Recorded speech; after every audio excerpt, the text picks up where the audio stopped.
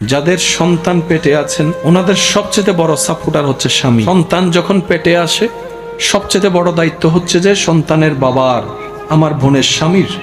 স্বামী যখন ওই স্ত্রীর তো সেই মুহূর্তে পাশে থাকে তখন হাজার ওষুধের চাইতে বড় কাজ হয়ে যায় স্বামীর পাশে থাকা। সুবহানাল্লাহ।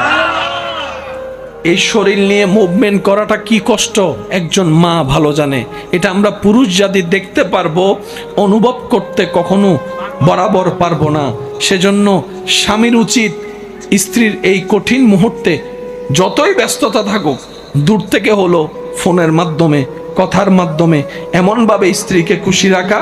কারণ বিজ্ঞান বলে মা যত খুশি থাকবে, মা যত এনার্জিতে থাকবে, এটা বাচ্চার জন্য ভালো এফেক্ট হয়ে আসবে। বলেন সুবহানাল্লাহ। আমাদের মা পেট যখন বড় হয়েছে হাঁটতে চলতে কষ্ট, বিরক্ত হওয়া দূরের কথা, কষ্টকে আর কষ্টে মনে করে না।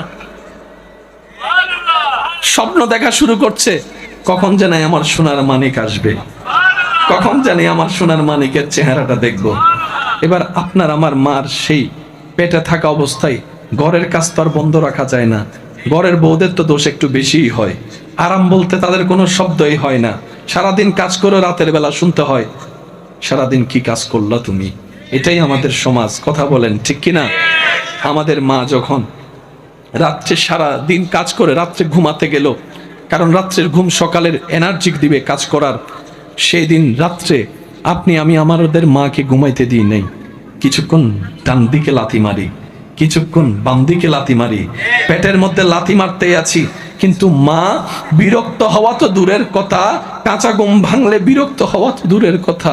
মা কেমন জানি মুস্কি মুস্কি হাসছে, মুস্কি মুস্কি হাসছে, মুস্কি মুস্কি হাসছে। মায়ের চেহারার মধ্যে আলাদা একটা রং দেখা যাচ্ছে।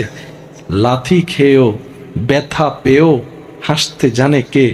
মায়ের চেহারাটা একটু দেখেন। সুবহানাল্লাহ।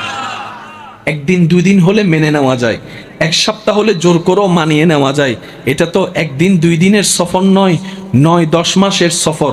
এখানে আবার সংসারও সামলানো লাগছে, বাচ্চা থাকলে বাচ্চাও সামলানো লাগছে, আবার এই বাচ্চার দিকেও খেয়াল রাখা রাখছে।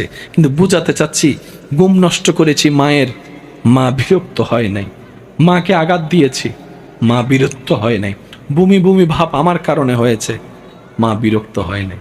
শুধু তাই নয়, মা হাঁটতে পারে না, বিরক্ত হয় নাই। ওয়াশরুমে যেতে পারে না, বিরক্ত হয় নাই। গোসল ঠিক মতো করতে পারে না, বিরক্ত হয় নাই। শোয়া ঠিক মতো করতে পারে না, বিরক্ত হয় নাই। যেতে যেতে লাস্ট মোমেন্ট যখন চলে আসছে, তখন কঠিন মুহূর্ত যখন আসলো, ডাক্তার বলে সিচুয়েশন খুব জটিল, এই দুই